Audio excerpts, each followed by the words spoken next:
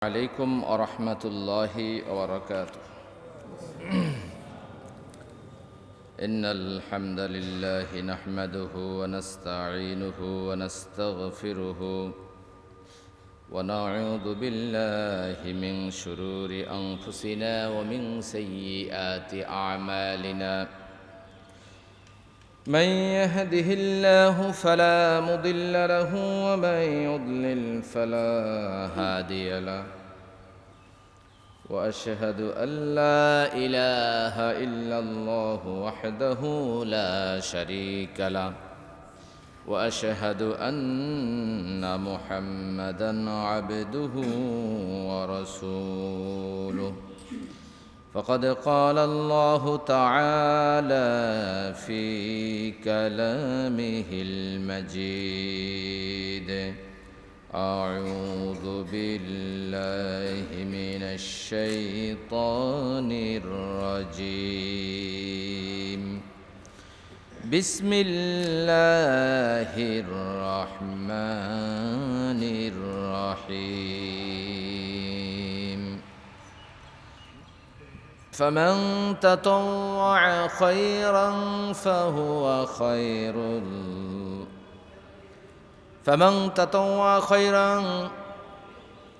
يا أيها الذين آمنوا كتب عليكم الصيام كما كتب على الذين من قبلكم لعلكم تتقون.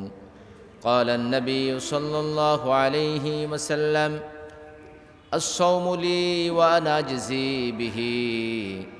وقال عليه الصلاة والسلام: الصيام جنة.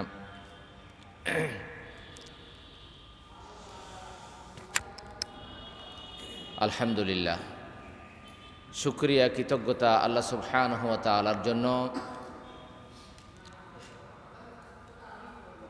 যার অনুগ্রহ, দয়া, মায়া, ভালোবাসায়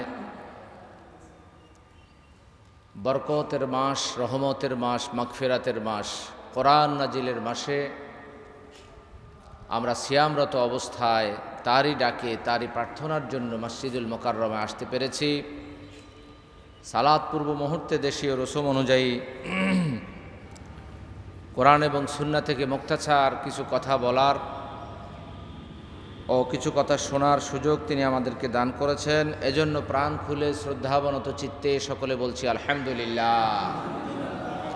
রব্বানা লাকাল হামদ হামদান কাসীরান তাইয়িবান মুবারাকান ফীহি ইয়া রাব্বি লাকাল হামদু কামা ইয়ানবাগি লিজালালি ওয়াজহিকা ওয়া'যীমি সুলতানিক।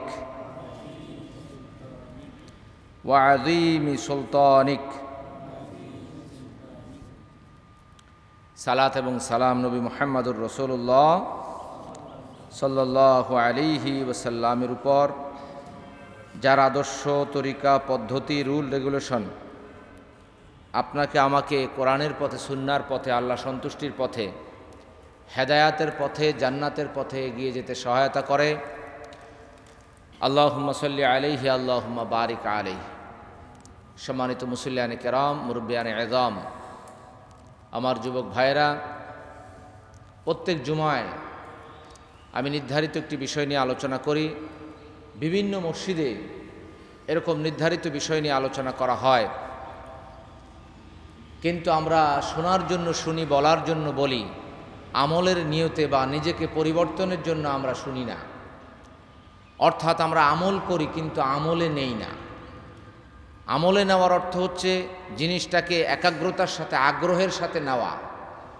অনেকে আমল করেন, বাড়িতে শুয়ে আছেন, বসে আছেন, লোকজন বলছে যে তুমি মসজিদে যাও না, তোমার ছোট ছেলেটা মসজিদে যায়, তোমার জামাই মসজিদে যায়, বাড়ির আশেপাশের লোকজন মসজিদে যায়, তুমি না গেলে কেমন দেখা যায়। লজ্জায় অনেকে মসজিদে আসে। কিন্তু প্রকৃতপক্ষে আল্লাহকে সন্তুষ্টি উদ্দেশ্যে যদি আমরা নিয়মিত এই মসজিদে আসতাম, নিয়মিত যদি আমরা এই কথাগুলো শুনে আমলে নিতাম, আমল করতাম, তাহলে আমাদের চরিত্র কি এমন হতো?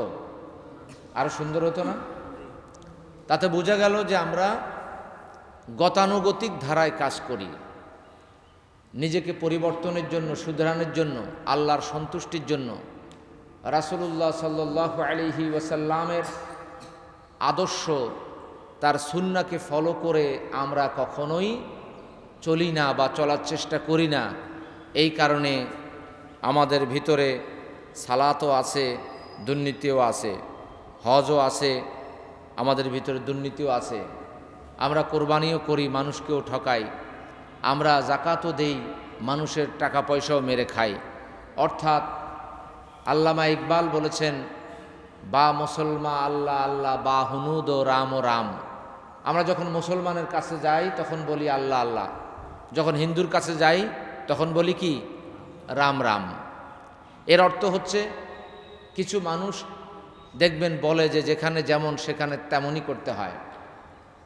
কেউ একজন বলেছে যে যেখানে পাও নরম, যেখানে আসে বৃষ্টি সেখানে ধরো ছাতি, যেখানে পাও নরম সেখানে দাও লাথি। অর্থাৎ সুযোগ সুবিধা অনুযায়ী তুমি কাজ করো।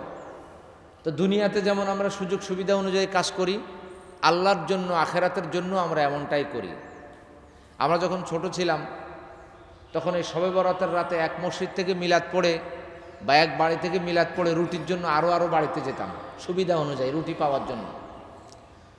এখন আমরা যারা মুসল্লি, আমাদের সুবিধা অনুযায়ী, আমার অফিসে কয়েকটা ছেলে আছে, আমরা ইফতারি করি, তা বলছে হুজুর ওই মসজিদে রেগুলার বিরিয়ানি দেয়, আমরা ওখানে গিয়ে ইফতারি করি। আমার বলছে যাও। অর্থাৎ সুবিধা অনুযায়ী আমরা সব জায়গায় আছি। তো সুবিধাবাদী মুসলিম হওয়ার কারণে আমাদের ভিতরে পরিবর্তন আসছে না। এই রমাদান এসেছে আপনার আমার জন্য বিশেষ অফার নিয়ে। আমাদের দেশে বিভিন্ন কোম্পানিগুলো যখন অফার দেয়, তাদের সেল বাড়ে না কমে? বাড়ে না? তাদের অফার লুফে নেয়। কি এমন অফার? কোম্পানির অফারের আড়ালে অনেক সমস্যাও থাকে। অনেক সময় দেখবেন যে আগেই জিনিসের দাম বাড়িয়ে পরে অফার দেয়। আবার অনেক সময় কয়েকদিন আগে ট্যাঙ্ক কিনতে গেলাম, বলছে হুজুর 1 মাস ডেট আছে, এটা নিলে অনেক কম পাবেন। অর্থাৎ ওটার ডেট আর কয় মাস আছে? 1 মাস ডেট বাকি আছে। বলছে ঈদের 3 দিন পরে ডেট শেষ হয়ে যাবে, যদি রমাদানের ভিতরেই খেয়ে ফেলতে পারেন ট্যাঙ্ক, অনেক কম দামে পাবেন। কিন্তু আল্লাহ এরকম অফার দিচ্ছেন না যে আপনার 1 মাস টাইম আছে, জিনিসের দাম বাড়িয়ে তারপরে অফার। এই অফার আল্লাহর কাছে নেই। 35 নম্বর সূরা ফাতির 15 নম্বর আয়াত, আল্লাহ বলছেন ইয়া আইয়ুহান্নাস আনতুমুল ফুকারা, হে মানুষেরা তোমরা হচ্ছে ফকির, মিসকিন, অসহায়, আর আল্লাহ হচ্ছেন গনি, ধনী। সুবহানাল্লাহ। আল্লাহর কাছে কোনো কিছুর কি নাই? অভাব নাই। এই কারণে রাসূলুল্লাহ সাল্লাল্লাহু আলাইহি ওয়াসাল্লাম বলেছেন, যখন তোমরা মুনাজাত করবে, আল্লাহর কাছে জান্নাত চাইবে, তখন বড়টা চাও। কোনটা চাইবে? জান্নাতুল ফিরদাউস চাও, একেবারে বড়টা চাও, ছোট জান্নাত চাওয়ার দরকার নাই। তো এই রমাদানে আল্লাহ বড় বড় অফার আপনার জন্য নিয়ে এসেছেন। আমরা কি ছোট অফার গ্রহণ করব না বড় অফার গ্রহণ করব? 1 নম্বর অফার হচ্ছে আল্লাহ আপনাকে ক্ষমা করে দিবেন, বারাকাত দান করবেন, আল্লাহ নাজাতের ব্যবস্থা করে দিবেন, জান্নাতের ব্যবস্থা করে দিবেন। অর্থাৎ জাহান্নাম যদি আপনার আমার জন্য দূরে চলে যায়, জান্নাত কি হবে? কাছে চলে আসবে। আল্লাহ আপনার সাথে সাক্ষাৎ করবেন। তো এই বিষয়গুলো নিয়ে আমি সারসংক্ষেপ আলোচনা করব। ফাদাইলুস সিয়াম, সিয়ামের ফজিলত সমূহ। আল্লাহ তাআলা আপনাকে আমাকে মনোযোগ সহকারে দিলের কান লাগিয়ে শোনার এবং সেই অনুযায়ী আমল করার তৌফিক দান করুক। সকলে বলি আমিন। আরো জোরে বলি আমিন। 1 নম্বর অফার হচ্ছে আল্লাহ আপনাকে আমাকে মুত্তাকি বানিয়ে দিবেন। কি বানিয়ে দিবেন? মুত্তাকি। আমার আপনার মাঝে তাকওয়া নাই, আল্লাহ ভীরুতা নাই। কি নাই? আল্লাহ ভীরুতা নাই। আমরা আল্লাহকে ভয় করি, আল্লাহকে ভয় দেখাই, আসলে ভয় করি না। টুপি মাথায় দিয়ে, পাগড়ি মাথায় দিয়ে, রুমাল মাথায় দিয়ে, পাঞ্জাবি পরে। গত সপ্তাহে একজন আমাকে ফোন দিয়েছেন যে হুজুর আপনি বলেছেন যে দাড়িতে তাকওয়া নাই, টুপিতে তাকওয়া নাই, তাকওয়া হচ্ছে এখানে। আসলে দাড়ি টুপিতে তাকওয়া আছে খুব কম। কেউ যদি দাড়ি রেখে টুপি মাথায় দিয়ে চুরি করে, তাহলে তার কি তাকওয়া দাড়ি টুপিতে যাররা পরিমাণ আছে? কি বলেন আছে? এক জাররাও নাই। আর যেই ব্যক্তি দাড়ি রেখে টুপি মাথায় দিয়ে আল্লাহকে ভয় করছে, তখন দাড়িতেও তার কি আছে? তাকওয়ার একটা অংশ আছে।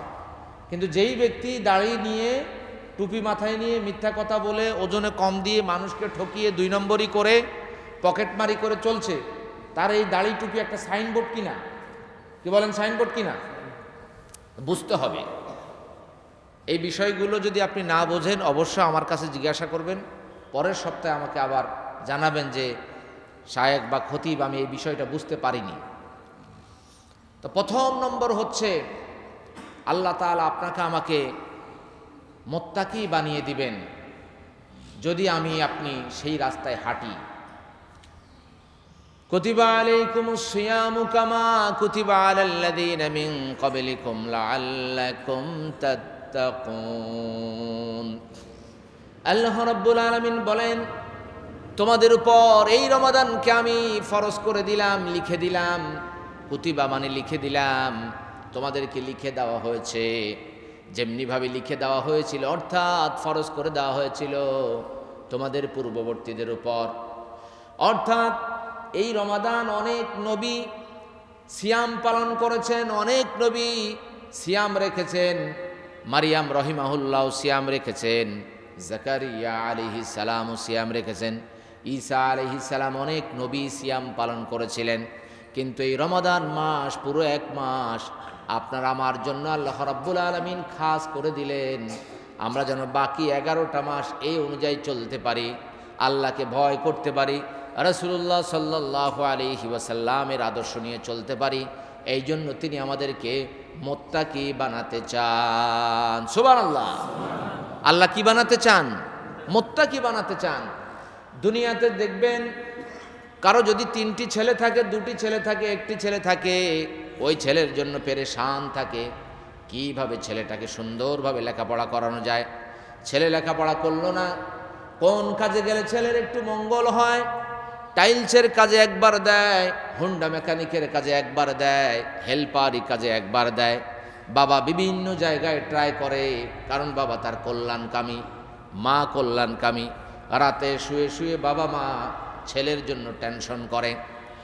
মা বাবা সন্তানকে যত ভালোবাসে, পৃথিবীর স্বামীরা স্ত্রীকে যত ভালোবাসে, ভাই বোন আত্মীয় স্বজন একে অপরকে যত ভালোবাসে, তার চাইতে লক্ষ কোটি গুণ বেশি আমার আল্লাহ আপনাকে আমাকে ভালোবাসে।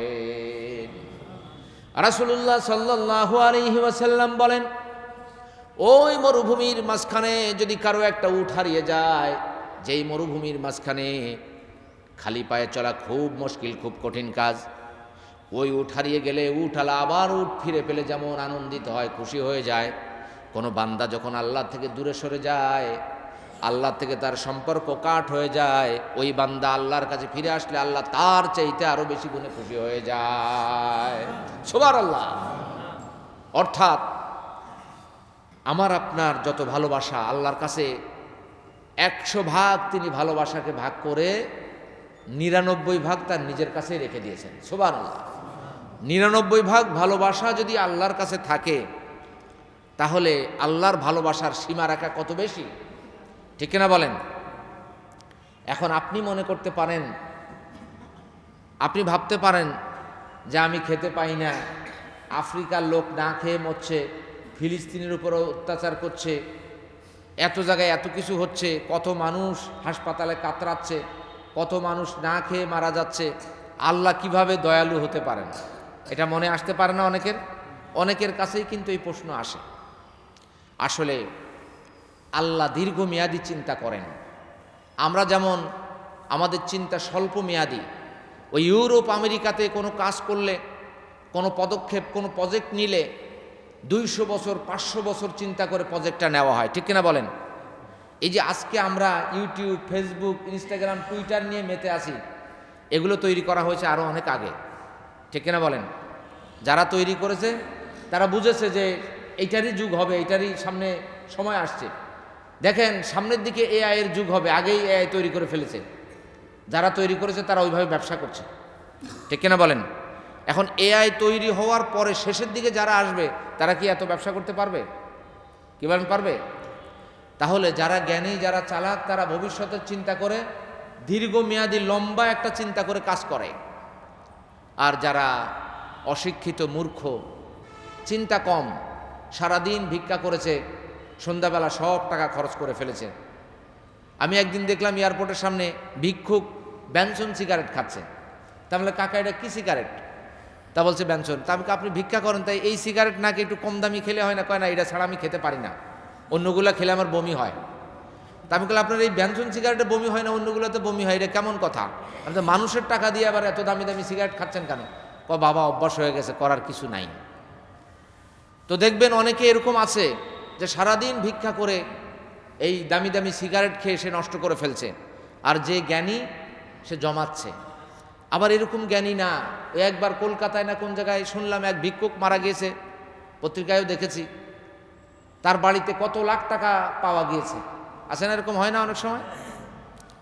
সে 1 টাকাও খেয়ে যেতে পারে নাই, কৃপণ। এটাও করা যাবে না। অর্থাৎ আপনার চিন্তা যেন আবার এরকম না হয় যে হুজুর বলেছে যে এইভাবে খরচ করা যাবে না, তাহলে আমি বেশি বেশি করে জমিয়ে রাখি। একেবারে কৃপণতাও আল্লাহ পছন্দ করেন না। সূরা কাহাফের ভিতরে আল্লাহ বলেছেন, তোমার হাতকে এইভাবে প্রসারিত করে দিও না, আবার একেবারে গ্রীবালগ্ন একেবারে খিচিয়ে রেখো না হাতটাকে। অর্থাৎ মধ্যম পন্থা অবলম্বন করো। 2 নম্বর সূরা, সূরা আল বাকারা 143 নম্বর আয়াত। আল্লাহ তাআলা আপনাকে আমাকে মধ্যমপন্থী উম্মত বানিয়েছেন। কি বানিয়েছেন? সবাই বলেন। وَكَذَلِكَ جَعَلْنَاكُمْ أُمَّةً وَسَطًا। আর আল্লাহ তোমাদেরকে মধ্যমপন্থী উম্মত হিসাবে তৈরি করেছেন, উম্মত হিসাবে বানিয়েছেন। আমাদের সব কাজগুলো মধ্যমপন্থী হবে।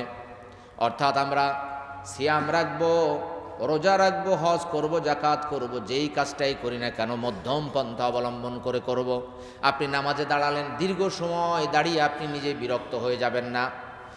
আপনার পীর সাহেব একটা সবক দিয়েছেন, দিন রাত আপনি একটা করতে করতে বিরক্ত হয়ে যাচ্ছেন। আল্লাহ রাসূল বলেন, তুমি যতক্ষণ পর্যন্ত বিরক্ত না হবে ইবাদত করতে করতে, আল্লাহও ততক্ষণ পর্যন্ত বিরক্ত হবেন না। তুমি ততক্ষণ পর্যন্ত ইবাদত করো যতক্ষণ পর্যন্ত তুমি বিরক্ত হবে না। অর্থাৎ নিজেকে নিজে বিরক্ত করে কোনো ইবাদত করা যাবে না। সব কাজে আপনাকে আমাকে কোন পন্থা অবলম্বন করতে হবে? মধ্যম পন্থা। কিন্তু খাওয়ার সময় মধ্যম পন্থা অবলম্বন করা লাগবে না। এই রমাদানেও অনেকে দেখি ইফতার সাহারি এমনভাবে করেন, আর খালি মাসালা যে হুজুর যদি বেশি পরিমাণ পাতলা পায়খানা হয় তাহলে আমি কি রোজা ভাঙতে পারবো কি না? আপনি ওইভাবে খান কেন? রমাদানের শিক্ষার ভিতরে একটা শিক্ষা হচ্ছে কম খাওয়া। কি খাওয়া? অন্য মাসে একটু বাড়াইয়ে খেতে পারেন, রমাদানে আরও কমে খেতে হবে। কারণ রমাদান তো এসেছেই আপনাকে আমাকে বিভিন্ন শিক্ষা দেওয়ার জন্য। তো বেশি খেলে তো আপনি অলস হয়ে যাবেন। মানুষ যত খাবে, বিশেষ করে ভাত যত খাবেন, এই কার্বোহাইড্রেট জাতীয় খাবার যখন আমরা বেশি খাই তখন আমাদের ব্রেন এটাকে ভাঙার জন্য, দেখবেন ভাত আমাদের পেটে থাকে কয় ঘন্টা জানেন? 1 থেকে 1.5 ঘন্টা। আর গোশত আমাদের পেটে থাকে, মাছ পেটে থাকে 6 থেকে 7 ঘন্টা। ছোলা থাকে আপনার পেটে 7 ঘন্টা। কোনটা খাবেন? কোনটা খাবেন? ডিম। হ্যাঁ, অর্থাৎ প্রোটিন জাতীয় খাবারগুলো 6 থেকে 7 ঘন্টা লাগে হজম হতে। আর ভাত হজম হতে লাগে কয় ঘন্টা? 1.5 ঘন্টা। তাহলে এবার ব্রেনের কি চাপ? যখন আপনি মাছ খাবেন, গোশত খাবেন, ডিম খাবেন, তখন ব্রেন আস্তে আস্তে সিগন্যাল দিবে যে হুজুর মাছ খেয়েছে, হুজুর মাছ খেয়েছে, হুজুর এই চৌগাছা থেকে যাওয়া শুরু করুক, ওই ঢাকার দিকে গেলে তোমরা আস্তে আস্তে হজম করা শুরু করো। আর যখন হুজুর ভাত খাবে তখন ব্রেন বলবে যে তাড়াতাড়ি হুজুর ভাত খেয়েছে, মসজিদের এই মিম্বরে আসার আগেই তোমরা কাজে লেগে যাও। এই কারণে দেখবেন ভাত খেলে আমাদের ঝিমুনি আসে, কারণ ব্রেনের সব কাজ ওই ভাতের উপরে লেগে যায়, যে তাড়াতাড়ি ওই দিকে যাও। এই জন্য আমরা আর কোনো কাজ করতে পারি না। এই কারণে বাঙালিরা বেশি অলস। যত ভাত কমাতে পারেন তত আপনার ব্রেন ভালো থাকবে, শার্প থাকবে। মনে করছেন ভাত বেশি খেয়ে খেয়ে ব্রেন বাড়াচ্ছে।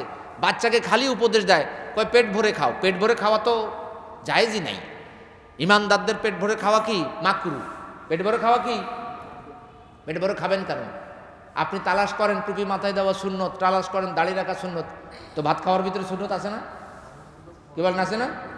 হুজুর ভাতের ভিতরে সুন্নত আবার কিভাবে হয়? আল্লাহর রাসূল বলেছেন পেটকে কয় ভাগে ভাগ করো? 3 ভাগে। আপনি বলবেন যে 3 ভাগে কিভাবে ভাগ করব? 1 ভাগ খাবার, 1 ভাগ পানি, আর 1 ভাগ খালি রাখতে হবে। আপনি ভাত খেয়ে ওঠার পরে যদি আপনার ক্ষুধা থাকে বুঝবেন যে আপনি ঠিকমতো আছেন। ভাত খেয়ে উঠার পরে যেই খাবার খেয়েছেন ওই খাবার আবার খেতে পারবেন না, তো বুঝবেন আপনার খাবারটা ঠিক আছে।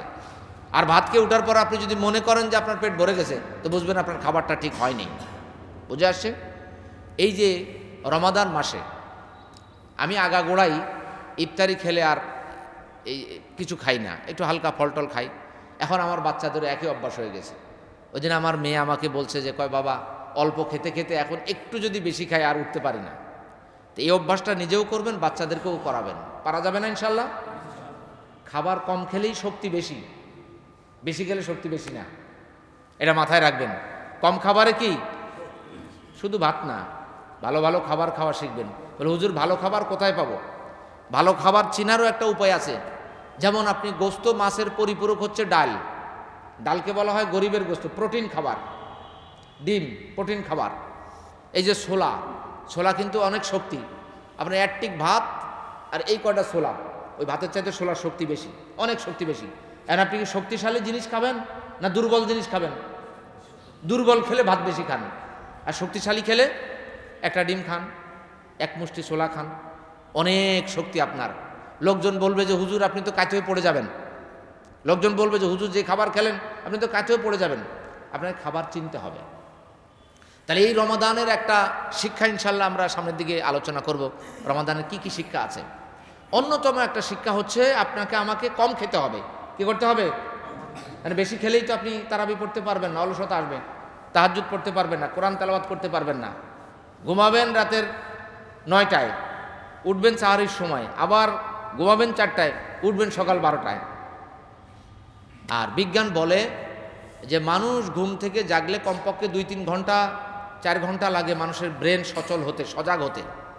এখন আপনি আবার দুপুরবেলা গিয়ে আবার ঘুমালেন, আপনার ব্রেন তো সচলই হবে না, অচল হয়ে থাকবে। আপনার মাথায় রাখতে হবে একজন মানুষের সুস্থ থাকার জন্য 7 থেকে 8 ঘন্টা ঘুম। কয় ঘন্টা ঘুম? সবাই বলেন। এই 7-8 ঘন্টা মেপে আপনি ঘুমাবেন, এর বেশি ঘুম দরকার নাই। একজন মানুষ যদি 12 ঘন্টা ঘুমায়, তার বয়স যদি 24 বছর হয়, তো 12 বছর সে ঘুমিয়েছিল। আর একজন মানুষ যদি 8 ঘন্টা ঘুমায়, তার বয়স যদি 30 বছর হয়, তাহলে সে 10 বছর ঘুমিয়েছিল। বুঝে আসছে? এখন যদি আপনি 12 ঘন্টা ঘুমান, তাহলে 12 বছর ঘুমিয়ে থাকবেন। আপনি কোনোদিন হিসাব করেছেন যে আপনার বয়স 30 বছর, প্রতিদিন আপনি 10 ঘন্টা ঘুমান গড়ে, তাহলে আপনার ওই 3 ভাগে ভাগ করেন, আপনি 10 বছর শুধু ঘুমিয়েই কাটিয়েছেন। তা আপনার জীবনে উন্নতি কিভাবে আসবে? আল্লাহর ইবাদত কবে করবেন? তাহলে 1 নম্বর আল্লাহকে ভয় করতে হবে। 2 নম্বর কল্যাণ কাজে আপনাকে আমাকে ঝাঁপিয়ে পড়তে হবে। 2 নম্বর সূরা আল বাকারা 184 নম্বর আয়াত, আল্লাহ বলেন ফামান তাতাওয়া খায়রান ফাহুয়া খায়রুল লাহ, যেই ব্যক্তি স্বেচ্ছায় ভালো কাজ করবে এটা তার জন্য কল্যাণকর হবে। এই রমাদানে আপনি স্বেচ্ছায় অনেক কাজ করতে পারেন। আল্লাহ রাসূল সাল্লাল্লাহু আলাইহি ওয়াসাল্লাম রমাদানে তিনি 1 খতম জিবরিল আলাইহিস সালামকে শোনাতেন, আর 1 খতম জিবরিল আলাইহিস সালাম তাকে শোনাতেন। অর্থাৎ রাসূলুল্লাহ সাল্লাল্লাহু আলাইহি ওয়াসাল্লাম নিজে 1 খতম করতেন, আবার 1 খতম তিনি শুনতেন। সুবহানাল্লাহ। আপনি যেমন আতর ব্যবহার করা সুন্নত বলেন, এই রমাদানে নবী সাল্লাল্লাহু আলাইহি ওয়াসাল্লামের অন্যতম সুন্নত হলো বেশি বেশি করে কোরআন তেলাওয়াত করা, কোরআন পাঠ করা। আল্লাহ বলেন যে ব্যক্তি ভালো কাজ করবে, কল্যাণ কাজ করবে, তার জন্য কল্যাণকর হবে। 2 নম্বর সূরা আল বাকারা 148 নম্বর আয়াত, আল্লাহ বলেন ফাস্তাবিকুল খায়রাত, কল্যাণকর কাজে তোমরা প্রতিযোগিতা করো। এক ব্যক্তি 5 ওয়াক্ত সালাত জামাতে আদায় করে, কিন্তু নফল সালাত ঠিক মতো আদায় করে না। আপনি ঠিক মতো আবার নফল সালাত আদায় করেন। এক ব্যক্তি 5 ওয়াক্ত সালাত আদায় করে, তার সাথে আপনি প্রতিযোগিতায় লিপ্ত হন। আমাদের দেশে মানুষ ঘর নিয়ে প্রতিযোগিতা করে, বাড়ি নিয়ে প্রতিযোগিতা করে, দুনিয়ার ব্যবসা বাণিজ্য নিয়ে প্রতিযোগিতা করে।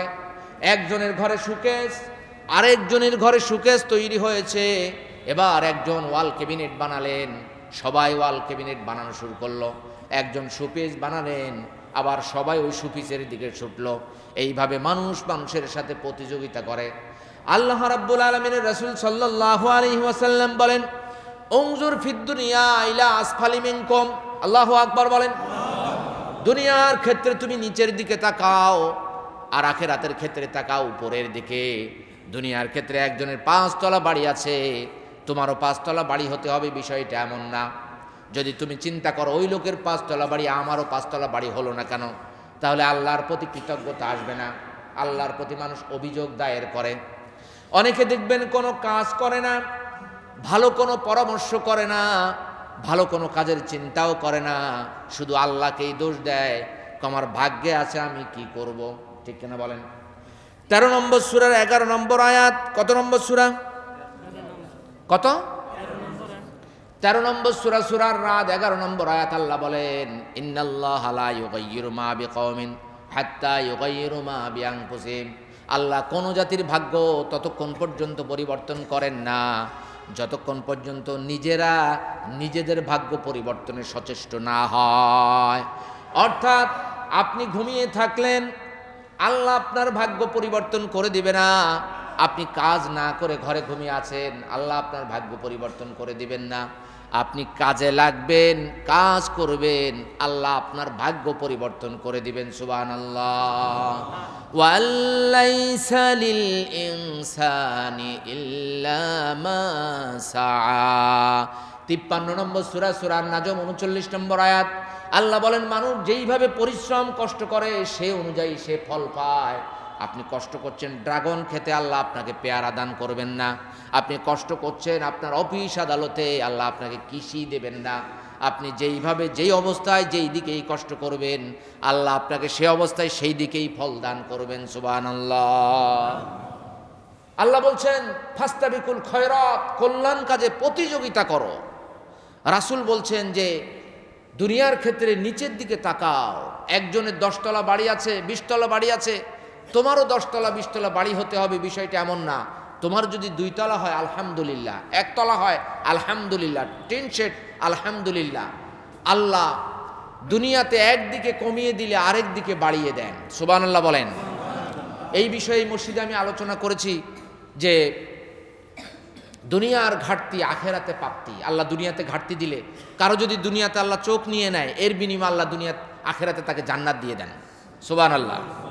দুনিয়াতে আল্লাহ আপনাকে ছেলে দিল না, কি দিল না? ছেলে দান করেন নাই। ছেলে আপনাকে কষ্ট করে খাওয়াবে, ছেলে আপনাকে বড় বড় মাগুর মাছ রুই মাছ এনে দিবে, ছেলে দিল না, মেয়ে দিল 3টা। কয়টা? 3টা মেয়ে। অনেকের 5টা 10টা মেয়ে আছে। আল্লাহর রাসূল বলেন, যদি সুন্দর করে মানুষ করে পাত্রস্থ করতে পারে তার জন্য জান্নাত। সুবহানাল্লাহ। অর্থাৎ দুনিয়ার জীবনে ঘাটতি, আখেরাতে কি প্রাপ্তি। আবার দুনিয়ার জীবনেও আল্লাহ একদিকে কম দিলে আরেক দিকে বাড়িয়ে দেন। দুনিয়ার জীবনে দেখবেন একজন 10 তলার মালিক, ঘুম নাই, ঘুমের ওষুধ ম্যাগনেসিয়াম পটাশিয়াম অনেক কিছুই খাচ্ছেন, ঘুম নাই। একজন রিক্সাওয়ালা দেখবেন রাতে ঘুমাতে এসেছে, মনে হচ্ছে একটা মেশিন স্টার্ট করে দিয়েছেন। আবার দেখবেন 10 তলা বাড়ির মালিক 1 মাস আগে ছোট্ট একটা কাঁঠাল কিনে এনেছেন 50 টাকার। ওই কাঁঠাল 1 মাস পরেও কাঁঠালের 2-1টা কোষ ঘরের ভিতরে জমা আছে ফ্রিজে। আর দেখবেন রিক্সাওয়ালা এরকম বড় 10 কেজিওয়ালা একটা কাঁঠাল এনেছে। সকালবেলা বলছে, কাঁঠাল কি আছে? কয়, তোমার ছেলে মেয়েরা কাঁঠাল খেয়ে ফেলেছে, সকালবেলা নাই। এবার মহিলা খুঁজে দেখে বিচিও পাওয়া যায় না, বিভিন্ন জায়গা থেকে ঝাড়মাট দিয়ে ওই বিচিটাও একসাথে করা লাগে। ঠিক কিনা বলেন? তাহলে আল্লাহ একদিকে কমিয়ে দিয়েছেন, আরেকদিকে কি বাড়িয়ে দিয়েছেন। 10 তলাওয়ালা একটা ছেলে, ছেলেটা কি প্রতিবন্ধী, কথা বলতে পারে না, মা বাবার কথা শোনে না। রিক্সাওয়ালা ছেলে 8টা 10টা, একটা হাফেজ হয়েছে, একটা মাওলানা হয়েছে। দেখবেন যারা বড় বড় বিসিএস ক্যাডার, এরা কিন্তু কোনো শিল্পপতির ছেলে না। ঠিক কিনা বলেন? বিসিএস ক্যাডার শিল্পপতির ছেলে কয়টা? ওই দেখবেন বসুন্ধরা বিভিন্ন গ্রুপ কোম্পানির মালিক, শিল্পপতির ছেলেদের বিরুদ্ধে খালি অভিযোগ আর অভিযোগ, মামলা আর মামলা। ঠিক কিনা বলেন? অভিযোগ আর মামলা না? আর যারা মধ্যবিত্ত, এরা দেখবেন 5 ছেলে, বড় ছেলে ডাক্তার, ছোট ছেলে ইঞ্জিনিয়ার, তারপরে বিসিএস ক্যাডার। আল্লাহু আকবার বলেন। এই জন্য দুনিয়াতেই আল্লাহ দেখিয়ে দিচ্ছেন যে একদিকে যদি আল্লাহ কমিয়ে দেন, তোমার 10 তলা বাড়ির মালিক বানানো হলো না, কিন্তু চক্ষু শীতলকারী সন্তান আল্লাহ দিয়ে ভরপুর রেখেছেন। স্ত্রী ঘরে আসলে সুন্দর করে বাতাস দেয়, আবার একটু পানি নিয়ে আসে, গামছাটা এগিয়ে দেয়। আর 10 তলার বাড়ির মালিক দেখেন, ওই ঢাকাতে দেখা যায় স্ত্রী চলে গেছে এক ক্লাবে, স্বামী